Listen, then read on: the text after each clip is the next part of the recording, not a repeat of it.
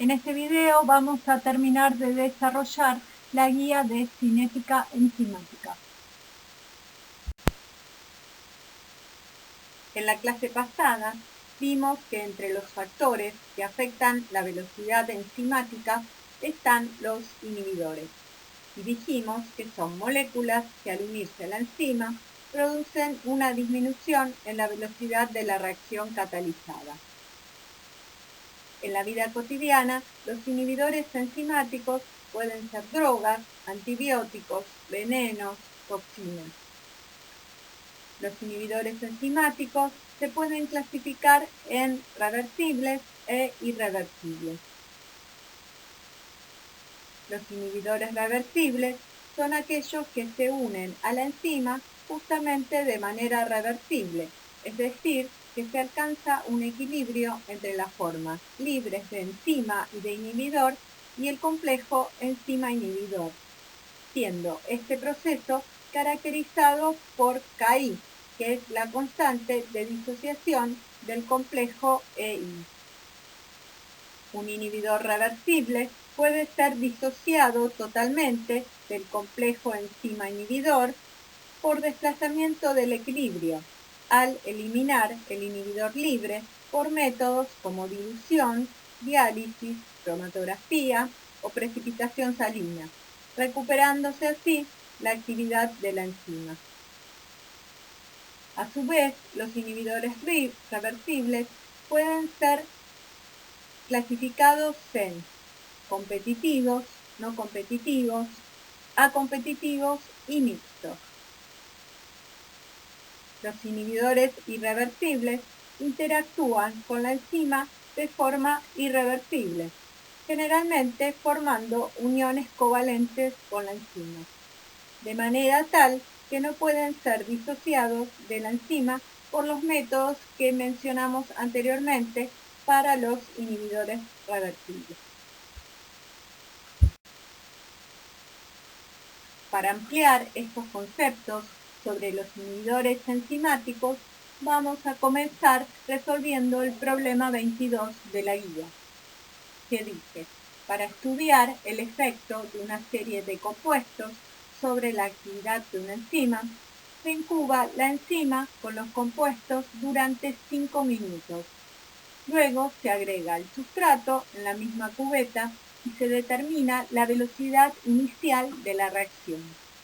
Se obtienen los siguientes resultados. Para el control, que no se preincuba con ningún compuesto, la velocidad es de 10,10 micromolar por minuto. Cuando se lo preincuba con A, la velocidad obtenida fue de 12,50. La preincubación con el compuesto B nos da una velocidad de 9,8 micromolar por minuto. La preincubación con C nos arroja una velocidad de 5,3 micromolar por minuto. Y con D, la velocidad obtenida fue de 0,5 micromolar por minuto. ¿Qué efecto ejerce cada uno de los compuestos sobre la enzima? ¿Cómo puede determinar si la interacción en cuestión es reversible o irreversible?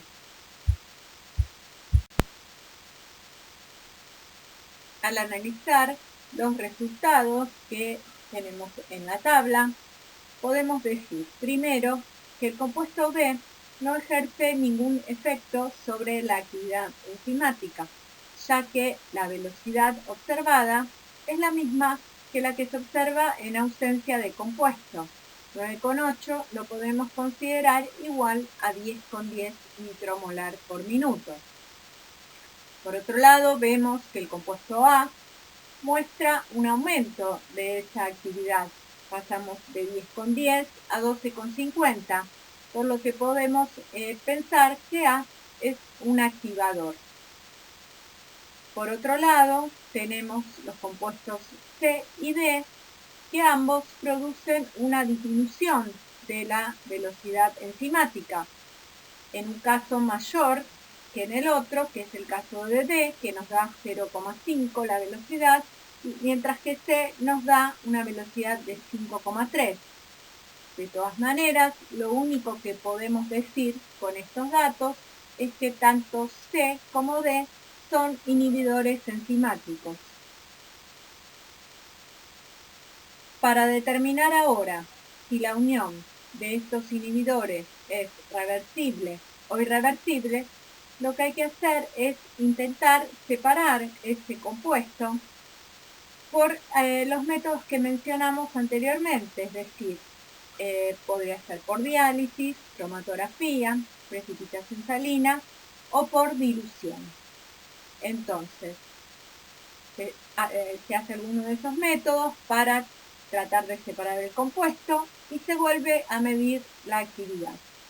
Entonces, si recuperamos la actividad enzimática, quiere decir que esa unión era reversible y que el compuesto realmente fue eliminado durante ese método que usamos. Mientras que si no recuperamos la actividad enzimática, la unión era irreversible, porque si el compuesto se une covalentemente a la enzima, por más que hagamos una diálisis o una cromatografía, una precipitación salina o una dilución, el compuesto está unido covalentemente y no lo vamos a poder separar de la enzima. En esta tarea de aula vamos a estudiar los inhibidores reversibles y vamos a aprender a resolver problemas que involucran inhibidores competitivos, no competitivos y acompetitivos. Para todos ellos se puede definir una KI, que es la constante de disociación del complejo enzima-inhibidor, de manera tal, la mayor KI quiere decir que el inhibidor tiene menor afinidad por la enzima.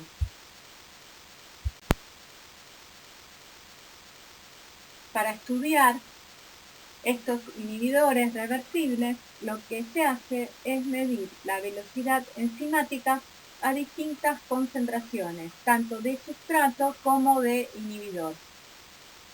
Entonces, con todos estos datos vamos a ver cómo se ven afectados los parámetros cinéticos que usamos normalmente para caracterizar las enzimas con comportamiento micaliano, que son Km y velocidad máxima. Los inhibidores competitivos, como lo dice el nombre, compiten con el sustrato por el sitio activo de la enzima, uniéndose únicamente a la enzima libre e impidiendo la unión del sustrato. Por esta competencia, la enzima parece tener una menor afinidad por el sustrato, o sea que en presencia del inhibidor observamos un aumento de la Km de la enzima. Mientras que por otro lado, si aumentamos mucho la concentración de sustrato, podemos llegar a desplazar totalmente al inhibidor y alcanzar la velocidad máxima.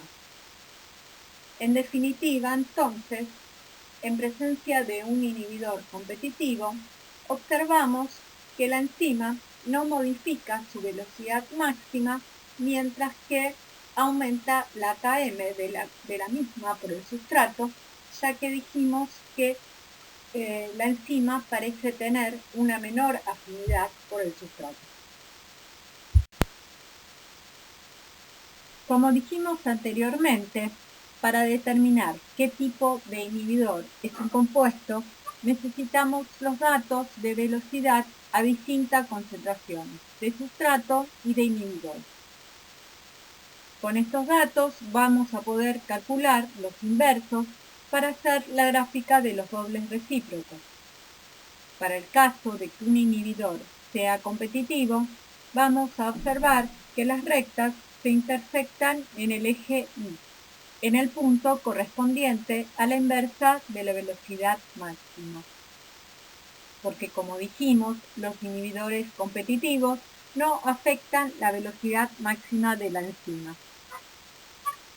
En cambio, sobre el eje X vamos a observar que la recta correspondiente a la concentración de inhibidor y igual a 0 intersecta en el punto -1 sobre Km, mientras que las rectas correspondientes a las distintas concentraciones de inhibidor nos dan los inversos de lo que se conoce como Km aparente, que serían una medida de la afinidad de la enzima por el sustrato para cada concentración de inhibidor, ya que vimos anteriormente que los inhibidores competitivos parecen disminuir la afinidad de la enzima por el sustrato, de manera tal que a mayor concentración de inhibidor hay una menor afinidad por el sustrato que se observa en una mayor Km aparente.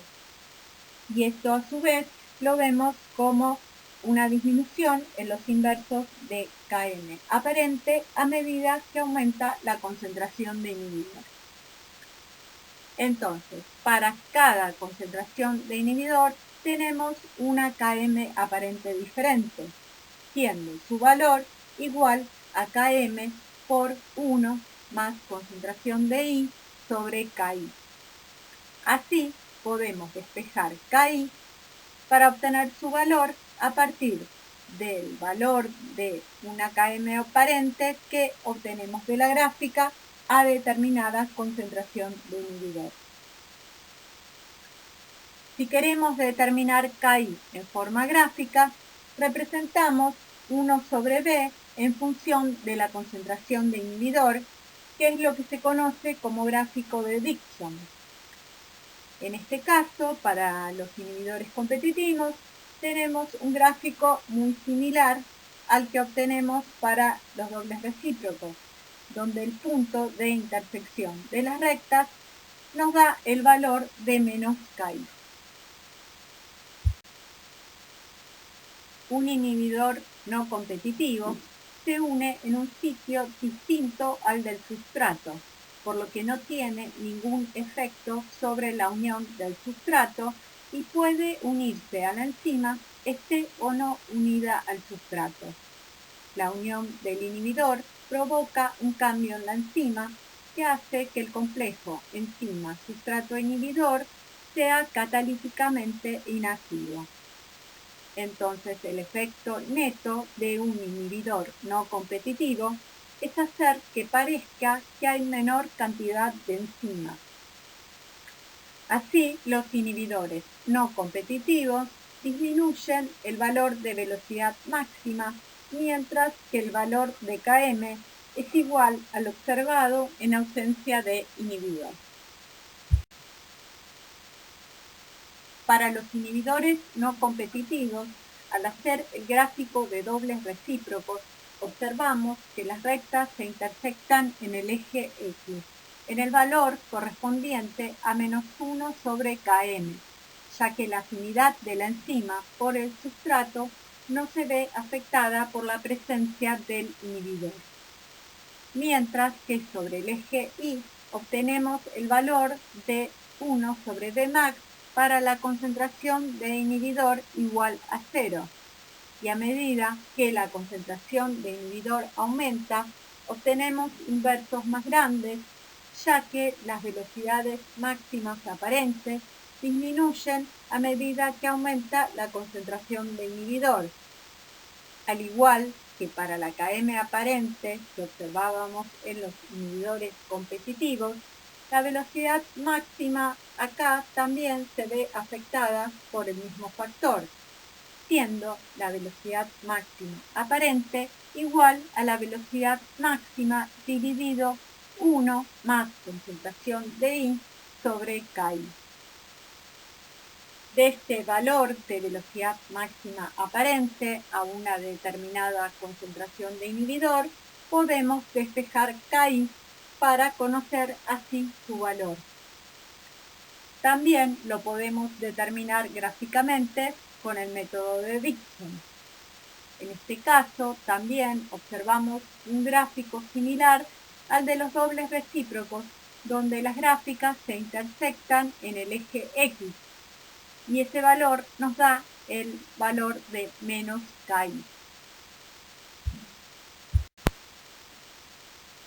Un inhibidor acompetitivo se une reversiblemente solo al complejo enzima-sustrato, dando un complejo enzima-sustrato inhibidor inactivo. O sea que el inhibidor se une a la enzima después de que se une el sustrato y no puede unirse a la enzima libre. Como aún a una concentración muy alta de sustrato siempre va a estar el complejo enzima-sustrato inhibidor, que es inactivo, la velocidad máxima aparente en presencia del inhibidor va a ser menor que en ausencia del inhibidor. Y por otro lado, también en presencia del inhibidor disminuye la Km aparente, ya que la reacción del inhibidor con el complejo enzima-sustrato desplaza la reacción de formación de ese complejo hacia la derecha, lo que hace parecer que la enzima tiene mayor afinidad por el sustrato.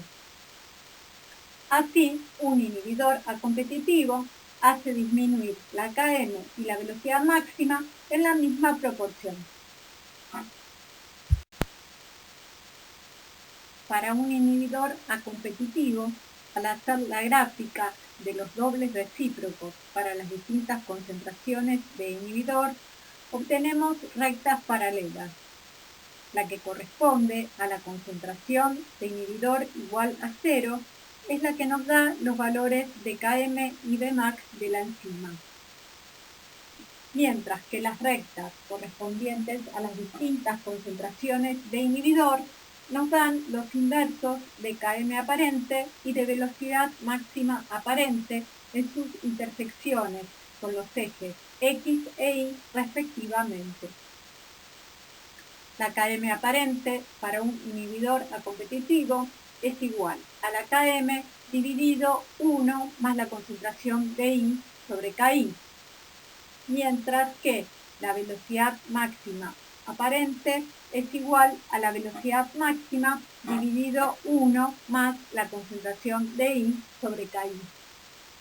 Así, despejando Ki de cualquiera de estas dos fórmulas, podemos calcular su valor. Mientras que si queremos determinar Ki en forma gráfica por el método de Dickson, obtenemos también rectas paralelas, como se ve en la figura, siendo la que corresponde o correspondería a una concentración de sustrato igual a infinito, la que nos daría el valor de Ki por su intersección con el eje X. Por lo tanto, para los inhibidores acompetitivos, el método de Dickson nos sirve para determinar Ki gráficamente.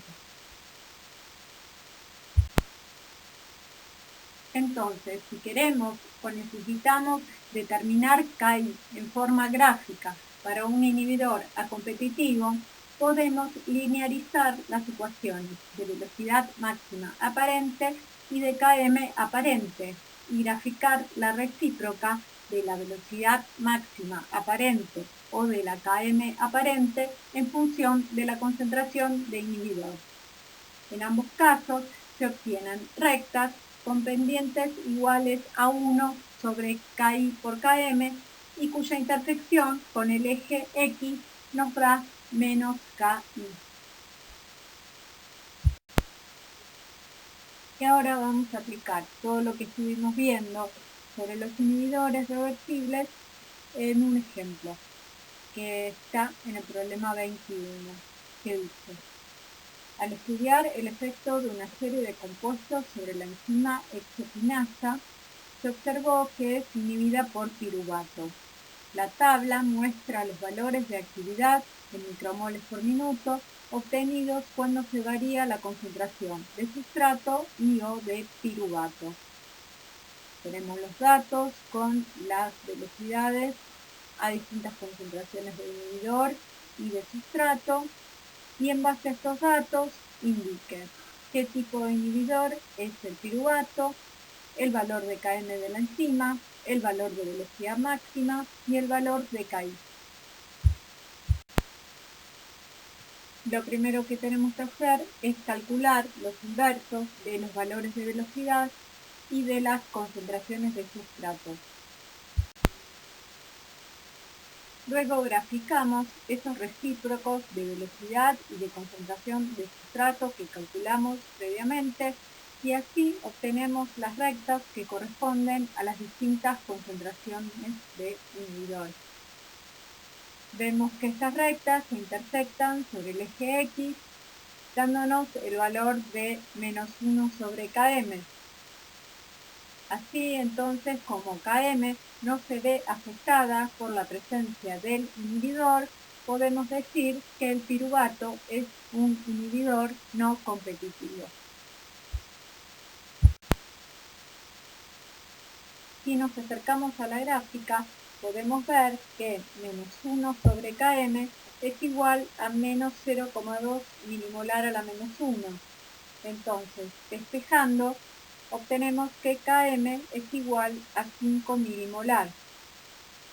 El valor de la recíproca de la velocidad máxima lo obtenemos de la recta correspondiente a la concentración 0 del inhibidor, siendo igual a 0,13 minutos sobre micromol.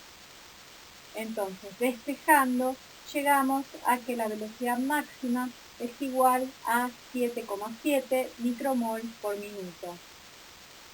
Es importante destacar que km y Vmax no son adimensionales, sino que tienen unidades y estas tienen que ser expresadas en las respuestas. Las unidades de km son las mismas que las de la concentración de sustrato, mientras que las unidades de la velocidad máxima son las unidades en las que están expresados los valores de velocidad. Como expliqué anteriormente, KI se puede determinar gráficamente a través del método de Dickson o despejando el valor que se ve modificado por el inhibidor, que en este caso es la velocidad máxima. Tenemos distintos valores de velocidad máxima aparente para esas distintas concentraciones de inhibidor. Eligiendo uno de esos valores, como puede ser en este caso el que está marcado en la figura, que es el inverso de la velocidad máxima aparente, que nos da 0,2 minutos por micromol, tomamos ese valor y de ahí despejamos el valor de velocidad máxima aparente que corresponde a la concentración de inhibidor de 0,2 milimolar. Tenemos el dato de la velocidad máxima que sacamos antes y entonces despejamos KI de la fórmula de velocidad máxima aparente. Ahí ya la tenemos reordenada y reemplazando la concentración de I por 0,2 milimolar y luego velocidad máxima por 7,7 micromol por minuto, velocidad máxima aparente 5 micromoles por minuto, menos 1, nos da que KI es 0,37 milimolar. Al igual que lo que dijimos para KM/Vmax, KI también tiene unidades que siempre deben ser expresadas y son las que corresponden en este caso a la concentración de inhibidor. Ahora vamos a comparar, vamos a determinar KI en forma gráfica, así vemos los dos métodos. En la gráfica de Dickson representamos los inversos de la velocidad en función de la concentración de inhibidor. De esta manera obtenemos una recta para cada concentración de sustrato y vemos que en este caso las rectas se intersectan en el eje X, que es lo que corresponde a los inhibidores no competitivos. Ese punto de intersección está en el valor de menos 0,39, que sabemos que ese valor corresponde al de menos KI. Entonces así, la KI es 0,39 milimolar, que es el valor que obtenemos entonces en forma gráfica y es muy similar al que habíamos obtenido anteriormente a través de despejar KI del valor de velocidad máxima aparente. vamos a dar por terminado el tema de inhibidores y a seguir la clase explicando el fenómeno de cooperatividad enzimática. No todas las enzimas muestran curvas de saturación hiperbólica, como la que propone el modelo de Michaelis y Menten, sino que hay enzimas que muestran curvas de saturación de tipo sigmoideo, lo cual suele indicar una unión cooperativa del sustrato al sitio activo de la enzima, lo que quiere decir que la unión de una molécula de sustrato influye en la unión de las moléculas de sustrato posteriores. Esto ocurre en enzimas oligoméricas que poseen varios sitios para la unión del sustrato y se puede observar tanto cooperatividad positiva como negativa. La cooperatividad es positiva cuando la unión del sustrato es cada vez más fácil, es decir, que la unión de una molécula de sustrato facilita la unión de la siguiente mediante el aumento en las afinidades de los sitios vacantes.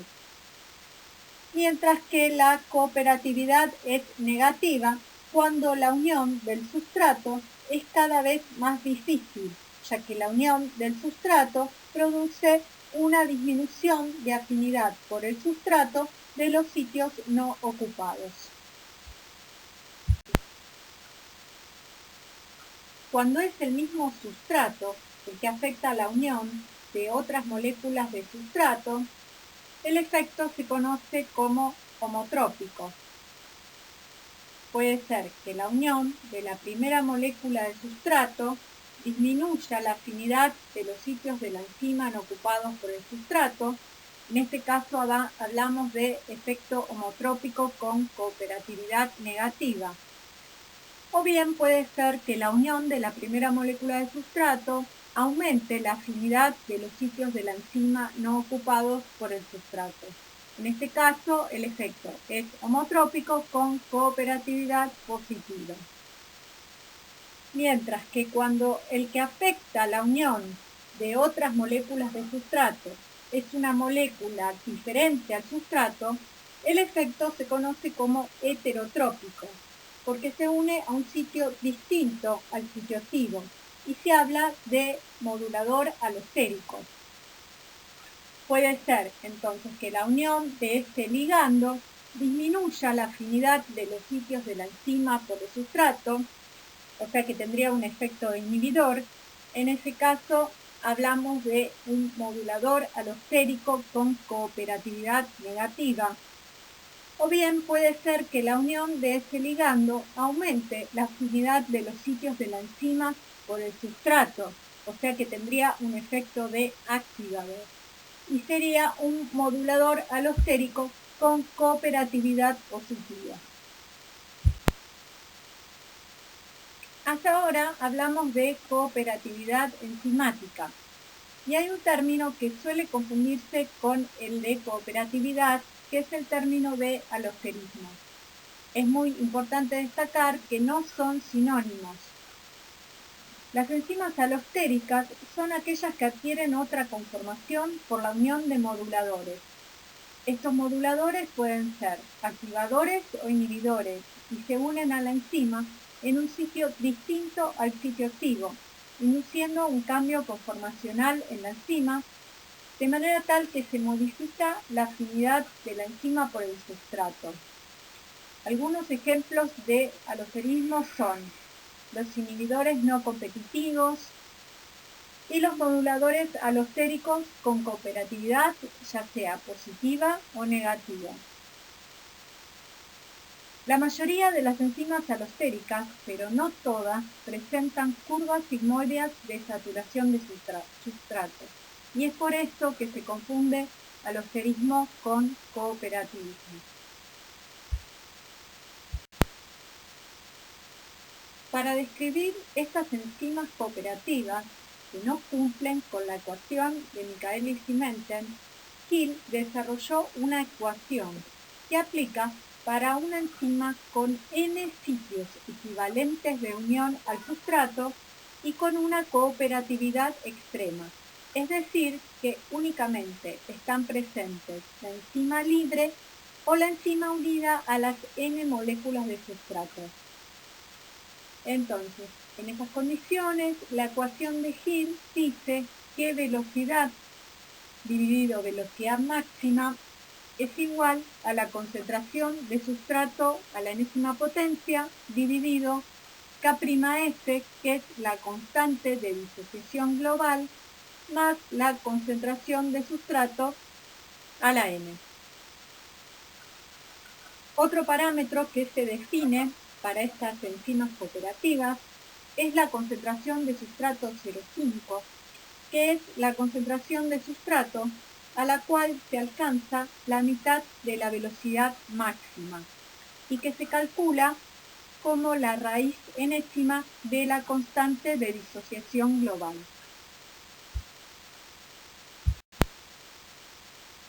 El modelo de Gill establece algunas condiciones como la que mencionamos respecto a una cooperatividad muy marcada en la unión del sustrato. Pero esto no siempre se cumple y entonces eso lleva a que, si bien la ecuación de Gill sigue siendo válida, el valor de n, que se conoce como coeficiente de Gill o n aparente, no sea necesariamente igual al número de sitios, pero sí nos va a indicar el grado de cooperatividad entre los sitios. Entonces, cuando el coeficiente de Gill es igual a 1, quiere decir que no hay cooperatividad. Y si reemplazamos n por 1, vamos a ver que la ecuación de Gill nos queda igual a la de Michaelis y Menten.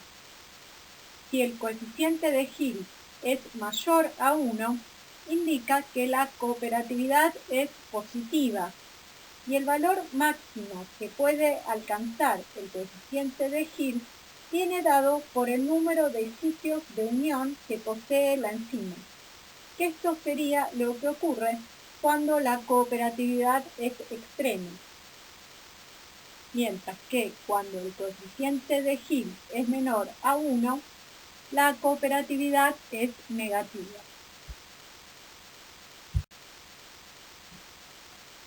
La ecuación de Gill puede convertirse en una recta útil para el cálculo de los parámetros cinéticos, aplicando el logaritmo a la ecuación de Gill y linearizando así la ecuación.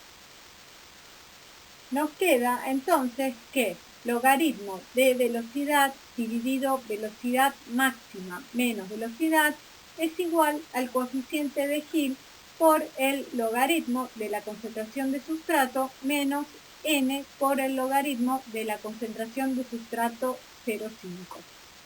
Otra forma de expresar la ecuación de Gill linearizada es logaritmo de velocidad sobre velocidad máxima menos velocidad igual al coeficiente de Gill por el logaritmo de la concentración de sustrato menos el logaritmo de la constante de disociación global.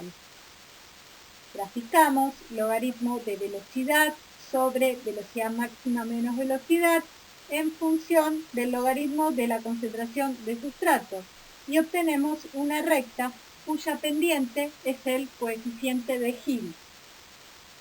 La abscisa en el origen, es decir, lo que corresponde para i igual a 0, nos da el valor del logaritmo de la concentración de sustrato 0,5. Con este valor podemos calcular la constante de disociación global haciendo la raíz enésima de la concentración de sustrato 0,5.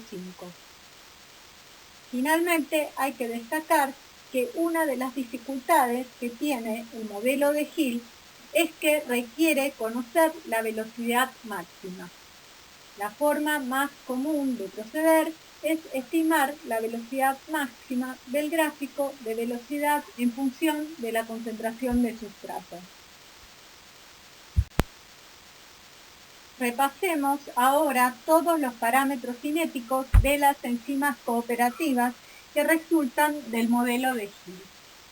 Velocidad máxima es la velocidad límite a la que tiende la reacción cuando toda la enzima está saturada por el sustrato. El coeficiente de Gill, que indica el tipo y el grado de cooperatividad en la unión del sustrato.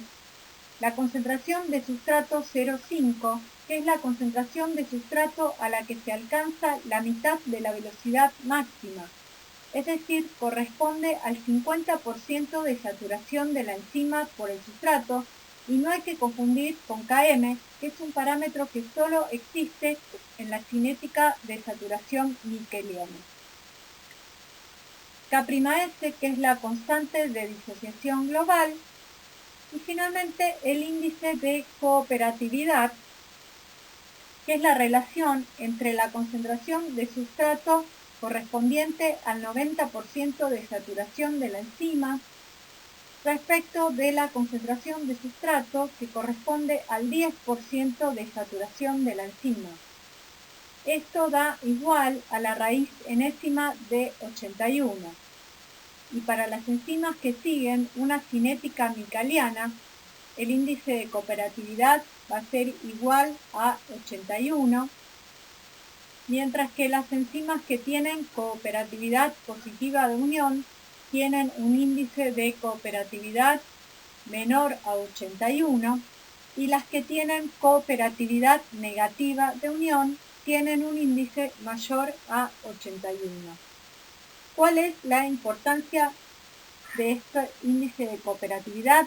Es que nos da una idea de la respuesta de la enzima a cambios en la concentración de sustrato. ¿Por qué las enzimas con cooperatividad tienen importancia fisiológica? Las que tienen cooperatividad negativa de unión porque permiten amortiguar cambios grandes en la concentración de sustrato o ligandos, respondiendo con cambios pequeños en la velocidad de la reacción catalizada, es decir que la enzima es insensible a los cambios en la concentración de sustrato o ligando. Las enzimas que tienen cooperatividad positiva de unión pueden responder a cambios pequeños en la concentración de sustrato o ligandos con cambios grandes en la velocidad de la reacción catalizada. Es decir, que en este caso la enzima es muy sensible a los cambios en la concentración de sustrato o ligando y amplifica esa señal. Vamos a ejemplificar todo lo visto de enzimas cooperativas y de alosterismo en el problema 26. Nos dice que usted está caracterizando el efecto de un fármaco X sobre una enzima clave de un camino metabólico. En la tabla se muestra el efecto de la concentración de sustrato sobre la actividad en presencia y en ausencia del fármaco X. Sabiendo que la concentración intracelular de sustrato de la enzima es 0,5 milimolar, describa el efecto del fármaco y calcule los parámetros cinéticos de la enzima en presencia y en ausencia de X. Tenemos la tabla con las distintas concentraciones de sustrato y las velocidades en ausencia y en presencia del fármaco X a esas distintas concentraciones de sustrato. Para resolver el problema, primero vamos a graficar velocidad en función de la concentración de sustrato para el control, que sería en ausencia del compuesto X, y velocidad en función del sustrato en presencia del compuesto X.